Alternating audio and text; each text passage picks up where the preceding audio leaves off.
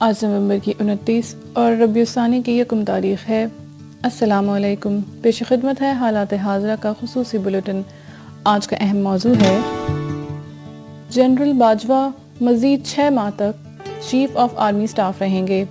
عدالت نے حکومت کو قانون سازی کے لیے ایک اور موقع دے دیا۔ یہ اور اس کے علاوہ اور بھی بہت کچھ آج کے بلیٹن میں۔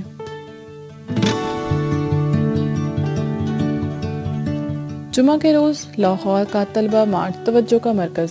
کیا طلبہ تنظیمیں اپنے مطالبات منوانے میں کامیاب ہو سکیں گی؟ طلبہ تنظیموں کے سرکردہ رہنماؤں کے خلاف جامعات کی جانب سے تعدیبی اقدامات۔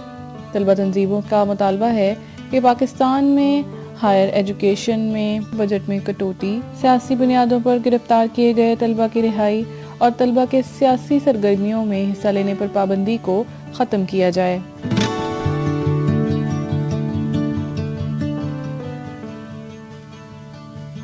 امریکہ ہانگ کانگ کی سیاست میں مداخلت بند کرے، چین کی امریکہ کو وارننگ۔ چین نے کہا ہے کہ اگر امریکہ نے ہانگ کانگ میں جاری جمہوریت کے اقدامات میں مداخلت بند نہ کی تو چین سخت عملی رد عمل پر مجبور ہو جائے گا۔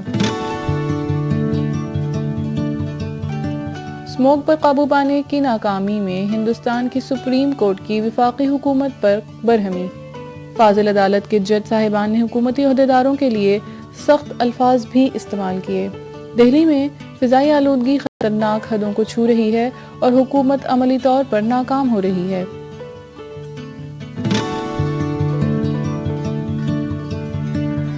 اور پاکستانی کم سن بچی ملک فیصل ظفر نے آسٹریا میں فگر سکیٹنگ کا مقابلہ جیت لیا۔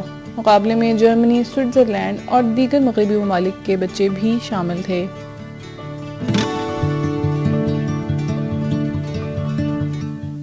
جنرل باجوہ مزید 6 ماہ تک چیف آف آرمی سٹاف رہیں گے۔ عدالت نے حکومت کو قانون سازی کے لیے ایک اور موقع دے دیا۔ سپریم کورٹ نے جمعرات کے روز پاکستان کی عدالتی تاریخ کے پیچیدہ ترین کیس کو نمٹایا۔ ایک مختصر حکم نامے کے ذریعے عدالت عظمیٰ نے حکومت کو پابند کیا کہ وہ چیف آف آرمی سٹاف کی تقرری اور مدت ملازمت سے متعلق قانون سازی 6 ماہ کے اندر مکمل کرے۔ عدالتی حکم کے مطابق اس مدت کے دوران پاک فوج کے سربراہ جنرل قمر جاوید باجوہ اسی عہدے پر اپنے فرائض سر انجام دیتے رہیں گے۔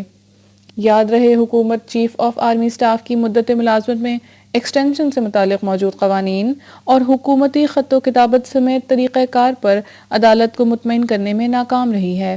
مبصرین کے مطابق عدالت کا فیصلہ جمعرات کے روز حکومت کے لیے سپریم کورٹ کی جانب سے دیا گیا کورٹ آرڈر وزیراعظم عمران خان کی حکومت کے لیے اب تک درپیش مسائل میں سب سے بڑا چیلنج ہوگا۔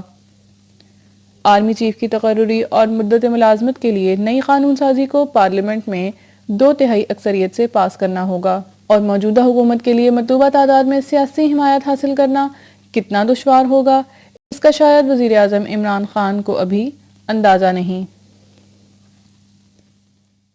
حالات حاضرہ کا یہ خصوصی بلیٹن کرنٹ افیئرز ڈائجسٹ کی ادارتی ٹیم نے تیار کیا ہے۔ اگر آپ کو ہمارا یہ بلیٹن پسند آیا ہے تو اپنی قیمتی آراء سے ہمیں ضرور آگاہ کیجیے۔ ہمارے کانٹیکٹ ڈیٹیلز اور سوشل میڈیا لنکس آپ کی سہولت کے لیے ڈسکرپشن باکس میں موجود ہیں۔ تازہ ترین معلومات، تجزیوں اور تبصروں کے لیے ہمارے چینل کو سبسکرائب کرنا نہ بھولیں۔